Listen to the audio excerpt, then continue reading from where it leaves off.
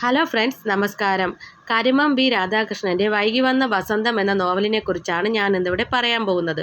തിരുവനന്തപുരം ജില്ലയിലെ ഏറ്റവും മികച്ച നാളികേര കർഷകനുള്ള സർക്കാർ അവാർഡ് 1982 ലഭിച്ച കരിമം ബി രാധാകൃഷ്ണൻ നായർ ആണ് വൈകി വന്ന വസന്തം നോവൽ എഴുതിയിരിക്കുന്നത്. 20-ാം വയസ്സിൽ പോലീസ് കോൺസ്റ്റബിളായി കലാകായിക രംഗങ്ങളിൽ മികവ് പുലർത്തി. മികച്ച കർഷകനുള്ള തിരുവല്ലം കൃഷിഭവൻ്റെ ആദരവും 1998 ലഭിച്ചു. സസ്യശ്യാമളമായ കാർഷിക വിളഭൂമിയാണ് ശ്രീ കരിമം രാധാകൃഷ്ണൻ നായരുടെ സർഗഭൂമിക. അവിടെ അദ്ദേഹം കവിതയുടെ, കഥയുടെ, നോവലിൻ്റെ വിത്തെറിയുന്നു. അത് മുളപൊട്ടി ഇലവീശി ഫലം തരുന്ന വിളഭൂമിയെപ്പോലെ സമൃദ്ധമാണ് ആ എഴുത്തുജീവിതം. അതുകൊണ്ട് തന്നെ ഈ നോവലിൻ്റെ പ്രമേയവും കാർഷിക ഭൂമിയിൽ ചവിട്ടി നിന്നിട്ടുള്ളതാണ്. ജാതി മത ഭേദമന്യേ കൂട്ടായി പ്രവർത്തിച്ചാൽ നമുക്കൊരു ലോകം തന്നെ കീഴ്പ്പെടുത്താൻ കഴിയുമെന്ന് നമുക്ക് മനസ്സിലാക്കി തരുന്നു ഈ നോവൽ.